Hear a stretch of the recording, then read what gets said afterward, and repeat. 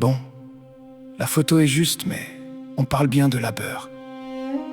Et non d'un quelconque endormissement qui prend racine, de profiteurs sans scrupules qui se servent car le pauvre, oui le dit et le confirme, se sert aussi sans vergogne dans la pochette du riche, et même du pauvre, comme quoi.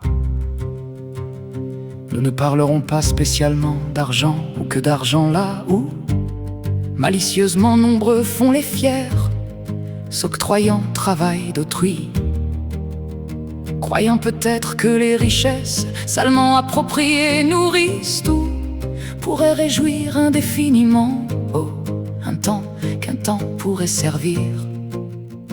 Il faut savoir qu'en connaissance de cause, donc un riche sachant, c'est ce qu'il fait, c'est où il va, risque d'aller si, quand vicieusement, inéquitablement s'approprie, vole.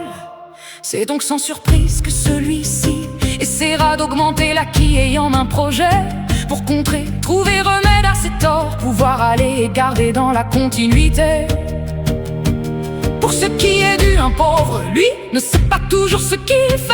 Tenter, appâter, manque bien souvent de connaissances, si loin des vérités. Voulant être grand, riche peut-être, ou ne l'est, parfois même toujours priant le bon Dieu, et où le Saint-Esprit reste à croire que celui-ci pourra encore descendre sur lui. Incompréhensible, bien sûr ne comprend tout, et malgré l'appât du gain, où est du dit pouvoir, s'induit lui-même bien souvent, loin de tout ce qui pour lui aurait été important.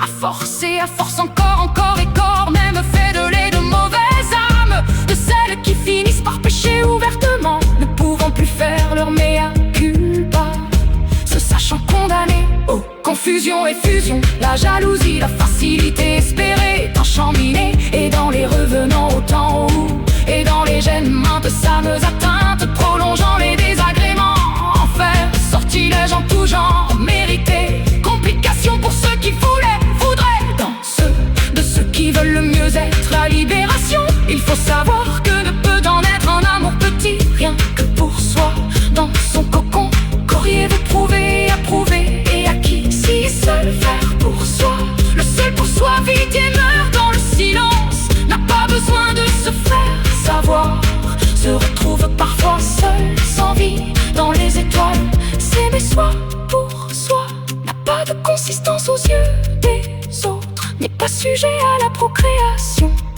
bien que s'il en est dédié de faire savoir, sans l'écoute en est une autre histoire, bien que soit pour soi sort des contextes. Bref, les chemins sont rudes et tendent toujours à s'empirer si nous ne faisons pas front à la disharmonie, et des